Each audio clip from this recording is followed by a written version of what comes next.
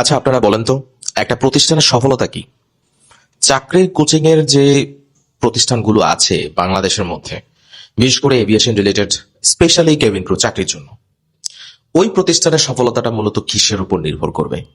যে তার এখানে কতগুলো শিক্ষার্থী পড়ছে সেটার উপর নির্ভর করছে, না তার ফেসবুকে কত ফলোয়ার আছে সেটার উপর নির্ভর করছে, নাকি তার এখান থেকে চাকরি পাচ্ছে কিনা সেটার উপর নির্ভর করছে, নাকি শিক্ষার্থী ওই কোচিং এর হয়ে পাবলিসিটি করছে, কন্টেন্ট ক্রিয়েট করছে, এইটার উপর নির্ভর করছে? ডেফিনেটলি সফলতার উপর নির্ভর করছে। তো সেই দিক থেকে বিবেচনা করলে Flyjob one of the best coaching, যেটা আমি বরাবরই বলে থাকি।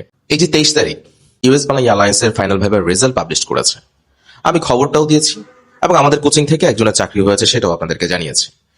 এই নিয়ে টোটাল আমাদের কোচিং থেকে চাকরিপ্রাপ্ত সংখ্যা 38 জনে দাঁড়িয়েছে। সো বাংলাদেশে এমন অনেক কোচিং সেন্টার আছে যাদের বয়স আমাদের থেকেও বেশি, এটা আমরা স্বীকার করি, কিন্তু আনফরচুনেটলি তাদের 38 জনও এখনো চাকরি হয়নি, যেটা ফ্লাইজব কোচিং থেকে হয়েছে।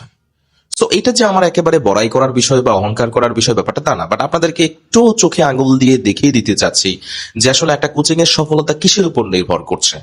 কন্টেন্ট ক্রিয়েশনের উপর, ফলোয়ারের উপর, নাকি ওই কোচিং এর গাইডলাইন্স এর উপর, ওই কোচিং এর সফলতার উপর? ডেফিনেটলি সফলতার উপর, রাইট? সো ফ্লাইজবের সঙ্গে থাকবেন। আল্লাহ হাফিজ।